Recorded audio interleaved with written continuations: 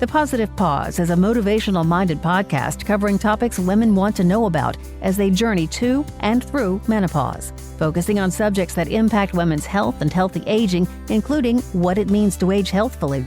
The Positive Pause features experts and influencers from a variety of industries and specialties. The information and opinions expressed on The Positive Pause are not intended to replace the services of trained professionals or to provide specific medical advice. To see the National Menopause Foundation's full medical disclaimer, please visit nationalmenopausefoundation.org. Welcome to The Positive Pause. I'm Tandy Leblang, board member of the National Menopause Foundation. Joining me for this episode is Silvia Baldini, a brand expert and an Italian chef known for her work with popular Italian ingredients. Chef Baldini is knowledgeable and passionate about food and wellness. She believes that wholesome cooking and traditional wisdom combined with technology will be the key to living a happy, healthy life. After graduating from the Art Center of Design in Pasadena, Silvia moved to New York to work in advertising, where she held a distinguished and award-winning career as an art director on Madison Avenue. However, Silvia's formative years instilled in her a passion for the culinary arts, which soon led to her to pursue culinary training at ICC in New York and Cordon Bleu in London. Following the program, Silvia had the opportunity to learn from the best with positions at Michelin-starred kitchens in Europe, including the Ritz-Carlton in London and Adelanghe. While competing on the show Chopped, she became Connecticut's first professional female chef to win. In 2016, Silvia returned to Food Network as one of the 16 chefs competing in the last section of Chopped Champions. That's a mouthful. In 2019, she competed on Bobby Flay. Since then, Silvia has established her own creative group, Strawberry and Sage, and has appeared on various Food Network shows. Silvia's work and recipes have been published in many magazines and newspapers, including Food and Wine, Bon Appetit, Parents, The New York Times, The Wall Street Journal, just to name a few. She's also been featured in Forbes, TechCrunch, and Entrepreneur Chef. Chef Baldini has also collaborated with Grace Farms to perfect its ever-popular, socially conscious chocolate chip cookies. Thanks so much for speaking with me today, Silvia. Thank you. This is such a great honor. I'm so happy to be here. Thank you so much for inviting me. So you have had, to say the least, a very interesting pathway to the culinary world, circa Madison Avenue.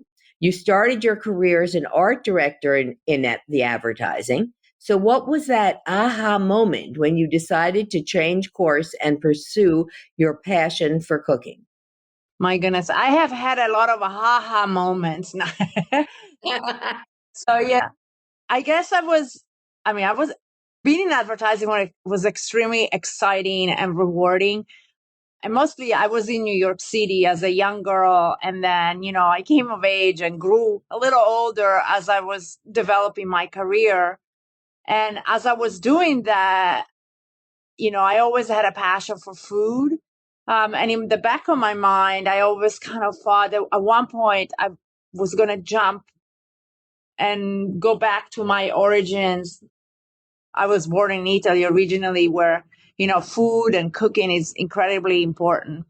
And so I had that in the back of my mind. And the second thing is that I was reaching mid-late 30s and I wanted to get married and have children. And I met my husband, luckily, in New York, and he's Italian as well. And he was getting his PhD in physics, and we just fell in love, had children, and he was very supportive. And he just gave me the little push to go back to basically at the very late age of 34 to go back to school. And I started at ICC and Cornell. And then we moved to London at one point, and just a little adventure. He had an offer there, and I decided to go full on and attend Cordon Bleu and get a full culinary degree there. And so that's how I jumped the boat. The pond and the boat. The jump, the pond, and the boat. That's cute.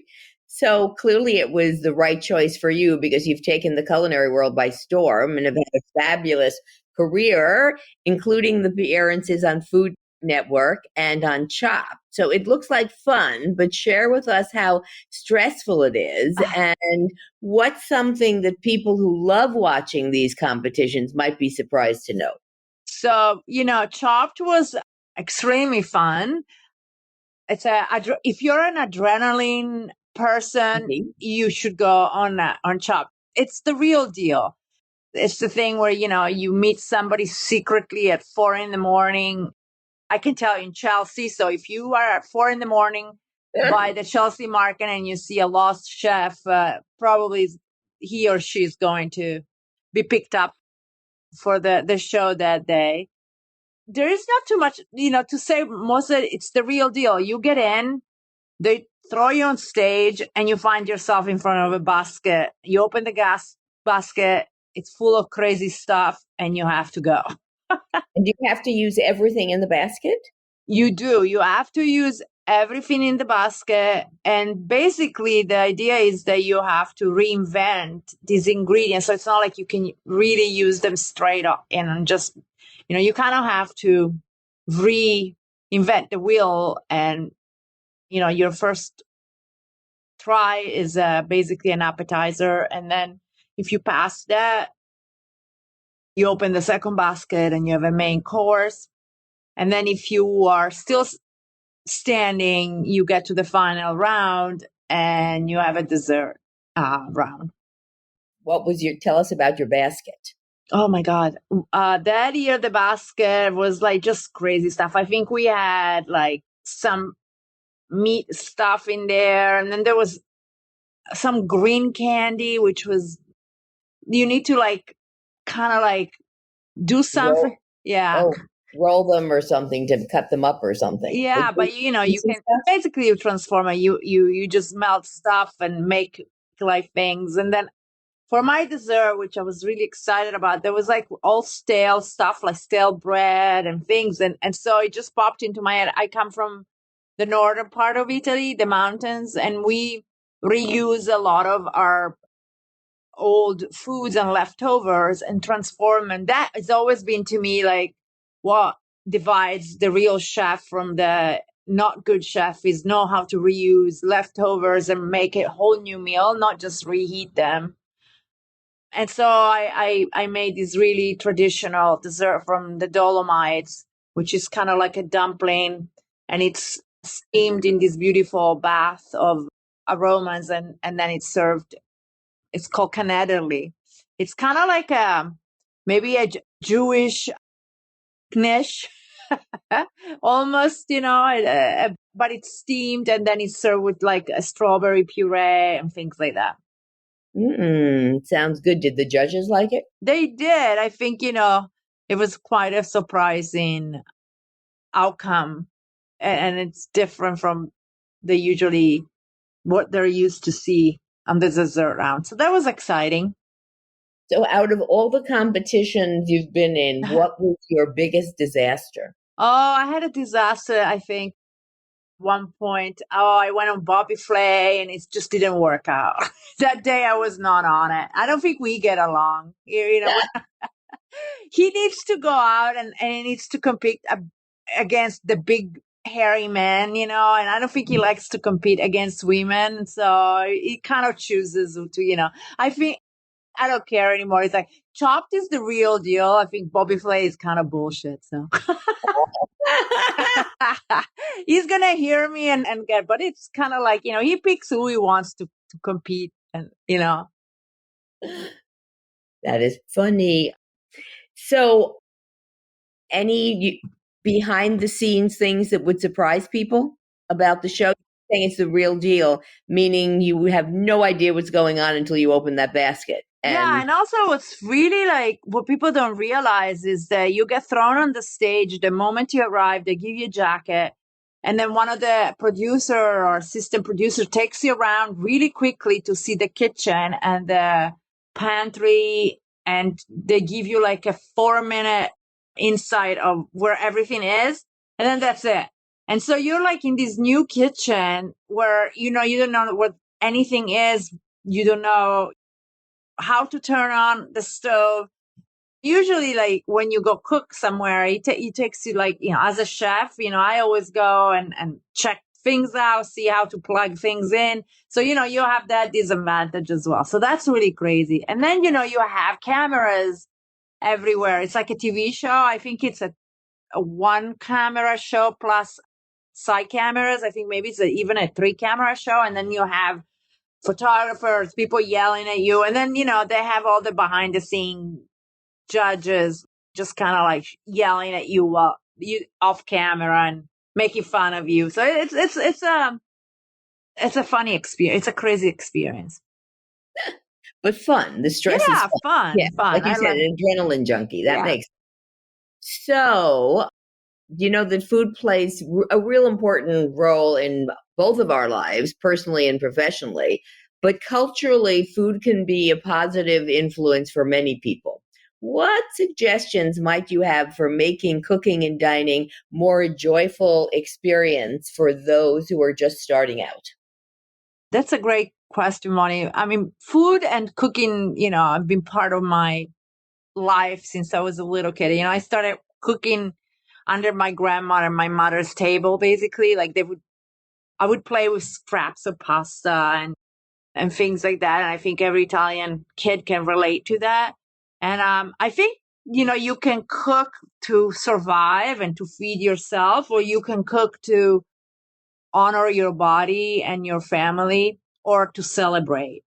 So we all have to nourish ourselves. So, sometimes we're hungry and we just have to shove something down. But I think cooking per se for me is a way to make sure that my family is healthy and that I serve things that will take us the long run. So there is that aspect. I think it's very important. I like to pick my own ingredients. I like to have fresh ingredients all the times. My kids complain, but we have a big stand with fruit and that's our snack central, Right. and it's like, why can't we have, the sugariest?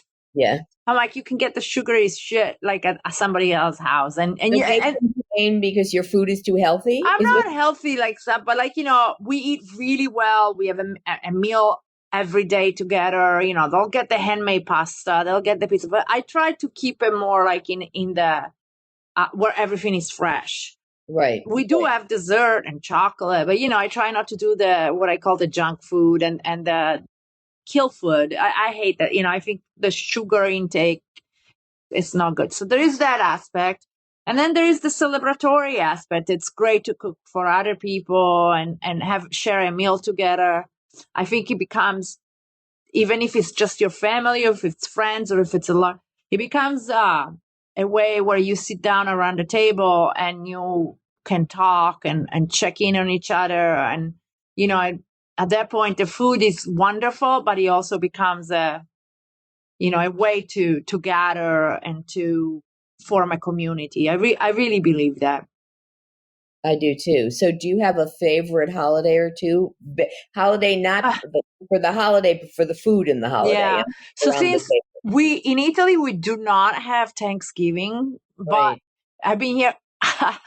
I've been here so long and it's always been my favorite. I really like Thanksgiving. In fact, I got married on Thanksgiving. My husband and I chose Thanksgiving to get married because, how neat. I said, how neat. It's my favorite holiday. Yeah. Because I tell people that people sit down at the table and they know they're there for the long haul. It's not they're eating and running.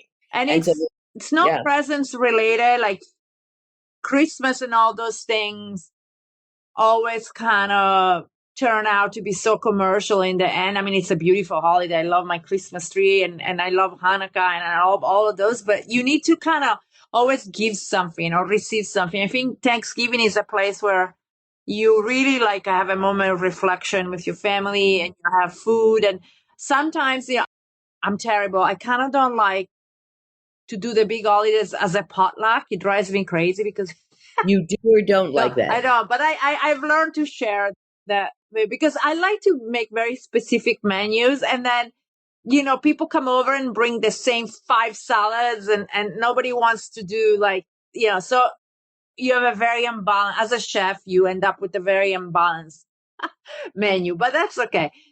But I like the variety, the bounty. I love fall. I think it's a beautiful time to cook. And I live in Connecticut and I feel I love the traditions here. And there is incredible seafood and the oysters and, I'm bringing all those old tradition. I've been traveling up and down New England for so many years, kind of like learning about all the old recipes, which, it's so great. A lot of them come from England and the Pilgrims. And, I visited patches of mint that were planted because they couldn't use the tea. And so it's such great tradition and they're incorporated in the food, the pies, all those, thing. And to me, the turkey is the least of my favorite things to do on Thanksgiving. I just like all the other stuff.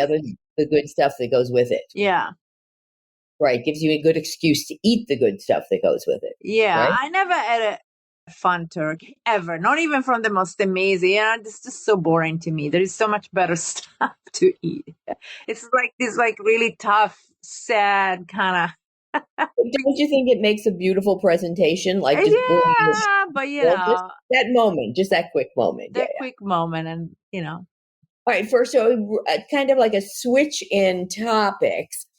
You and your friend, and her name, I believe, is Jeanette Lawrence. Is that correct?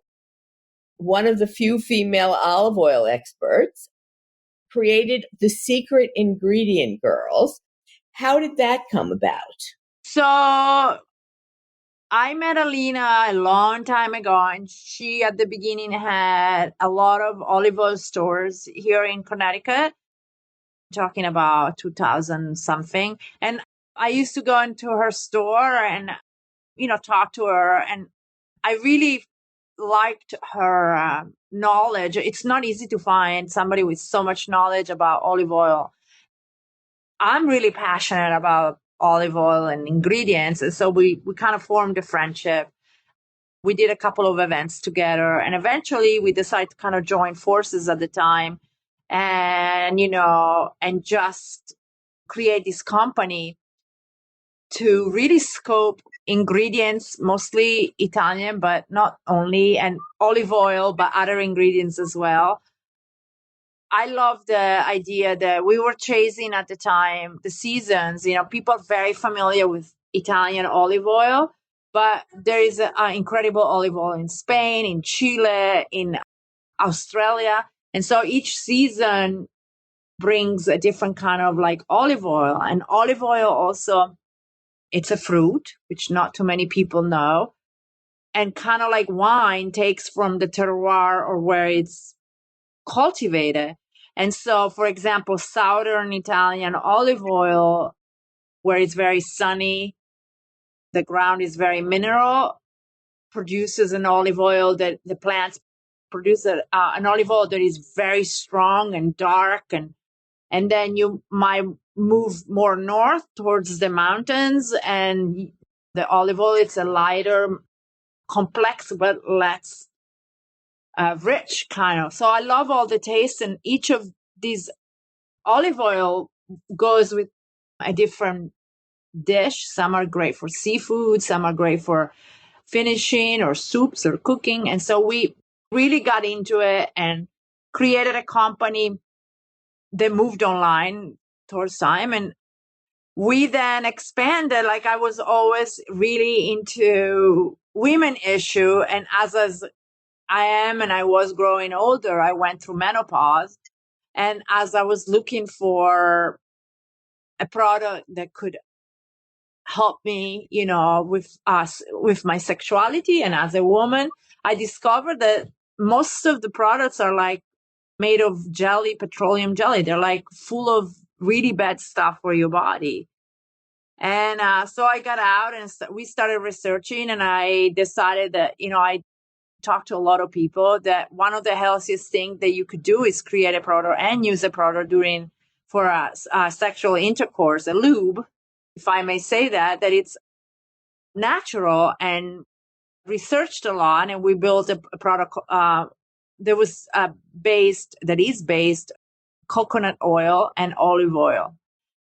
We had fun with it. We had a natural, very simple version, and then we developed very fun flavors because even you get old, you don't have to be boring, and you can still play with your body, and it's very successful. We stopped during the pandemic because it was very complicated at the time to get product, because we only get really healthy and organic things, and also we didn't feel like we wanted to share anything during pandemic. And so now we're like back on track, and we're about to relaunch a new line, and I'll let you know. It's probably going to be in September. And so people who are listening to this, what can they look for, or what should they Google to be able to find you? They're going to find something. We're going to put up links up in September. It's going to be it's coconut X oil. We'll send you, and we'll make sure that you guys have all the right. I was just hoping to get it in this recording if possible. So Coconut X is what they could, and we can add it to the copy that goes online afterwards. So absolutely. I'll send it. It's just we're working on the new packaging and the new website. To us, it's very exciting, but more exciting that the product is like how much we learned, or I learned, about the process.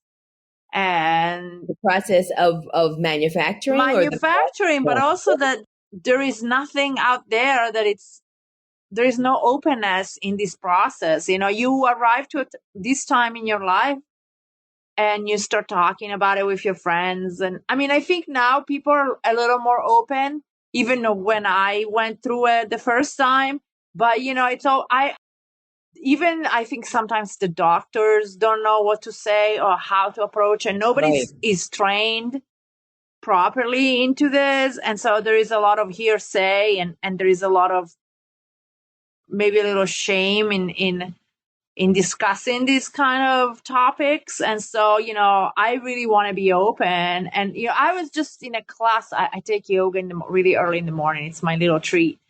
And this lady was telling me she's probably she's going through the first steps of menopause, and we were talking about it, and she's like, I don't know what to do. And I talked to my doctors, and they said that there's nothing that I should, and it's like, oh my God, they're still not able to send women in the right direction and be open about it, and not I don't know why they lie. But the key, as you keep saying, is being open, because it's something that's still hush hush for some reason. Yeah. Or oh, well, that's the thing is that's life. Yeah. That's life. It's not life. It's like you can, I mean, I'm not saying that you can change the course of time, but you can, like anything else, at least make it comfortable. And, it would be great to put some money behind in research, or how to, develop more and more product, or at least education in the subject. It's really important, and not let everybody in the dark, because you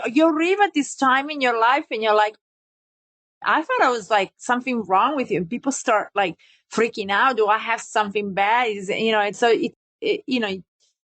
you just education. Right. Is right what the National Menopause Foundation wants to do. So to get the information and get correct information out. Right.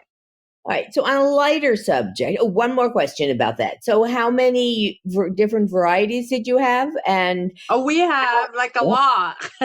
We have plain, and then we developed a really great, the more popular flavor has always been chocolate. Chocolate with chocolate and vanilla. But then we developed, it was funny, more there was female flavors. But then we realized that, men want to taste this as well. And so we developed I remember we had a Scotch kind of a flavor. Scotch flavor. That's interesting. A bourbon kind of. So that's something that'll be sold on your website, not on Amazon or something. Yeah, no, we could actually sell it on Amazon, but we discovered that even the process is very complicated. We do it through our website. Yeah. Okay. All right. So we'll keep an eye out for that. All right. So back to something a little lighter, maybe not light, is since you're known as an expert in Italian ingredients. So what is what are 3 ingredients your kitchen would never be without? Oh my goodness. So olive oil, because you need to start from something like that. I was going to say 1 ingredient, but I knew that's where you were going with that. I figured, okay, let's make it a few more. Yeah, I think it depends like if you're asking me because you want to make a quick meal, I will always have eggs and flour and salt and water. No, but those are things you do. But what Italian ingredient are you never without? Do you have a basil plant growing somewhere? Yes, Do you always have that Parmesan? Italian ingredients, yeah. I think like herbs are essential. I'll tell you what I don't care for as an Italian. It's garlic. I despise most Italians. Love garlic. So Italians from Italy have a very distinct relationship with garlic. I like to use it to flavor very mildly with my thing, and then I take it out. Like no Italian will ever eat a piece of garlic. No, I thought No. roasted garlic spread on bruschetta. No, I mean, yeah, if you really don't want to ever date again, and he repeats like we say, he repeats like Aunt Berta. He comes back and back and back. So, oh my God, yes. it's a thing. Like we love to flavor things with that or use it in the stews, but then we always take it out and we don't eat it raw ever. No. I agree with you on the raw ever. So, ending on a more sweet note, tell us about your partnership with Grace Farms and what it means to create a socially conscious cookie. And is there only one? So first of all, Grace Farm, if you're ever in New Canaan or Connecticut, I highly encourage you to visit. It was started by a group of people that believed in giving back to the community, but also they took 80 acres of a preserve, replanted, and built an incredible structure, which is based a little bit, I don't know if you've been in London, on the Serpentine in the park. They ended up winning. The architect, I think, won the Nobel Prize for the architecture. It is stunning. And the whole place is free to the community or whoever wants to come up. And it's a place with 5 pillars where they encourage the arts, social consciousness. But their biggest thing is really they have a movement for design. It's called Design Freedom. And this could be in food or in art or in architecture or in fashion, where, they want to promote anything that is built, designed to be done with ingredients or things that are slave free and human rights and basically sustainable. And it's a great cause. And so when I met with them, I worked with them a little bit, and they wanted to develop a line of food under the umbrella of Grace Farm Foods. And so they develop a line of teas and coffee that is socially conscious and slave free. That means that, all the ingredients are picked around the world where there is no human labor or human trafficking. And I know that it sounds really crazy, and people always think that these things happen somewhere in, but they happen in our backyard, and child labor or human trafficking is something that happens in Connecticut. And then the founder, Adam, wanted to develop a chocolate chip cookie that was under the same idea. And so, it didn't exist, and there's no chocolate chip that was labeled fair trade. And it took us like a year and a half to find all the ingredients, because the certification world is really crazy. And we tried and tried and tried, and, we launched 2 years ago. And so now they have this amazing line of food, and they're always like trying to add other ingredients and other ideas, and they're very successful with it. And it's a project that it really was dear to me because I'm interested in working with companies that not only produce or are in the food arena, but they also are socially conscious for real, not just, with the label on it, but that they really want to change how things are done. So where can people find Grace Farms cookies? Only at Grace Farms? Or you can go online, Grace Farms. Available online. Okay. Yeah, and they have Grace Farm foods and you can order. I highly recommend that you try the teas. The teas are incredible. They come up with incredible flavors every year, and the coffee as well. They have a line of coffee that is phenomenal. And all the money goes back to causes, dear to them, or the design freedom movement, and, no human trafficking and all that. So sounds fabulous. I mean, if for a fabulous cause. So I could go on for hours, as you know, Silvia. Because you're fabulous. Well, thank you for sharing your passion and great information about how to take a big bite out of life at midlife and beyond. And as I mentioned earlier, we will post information about your website and the notes for this episode so that our listeners can follow up and learn more about you and your work. I hope you've enjoyed this episode as much as I have. If so, please subscribe to the Positive Pause podcast so you never miss an episode. And please share information about this podcast with your family and friends.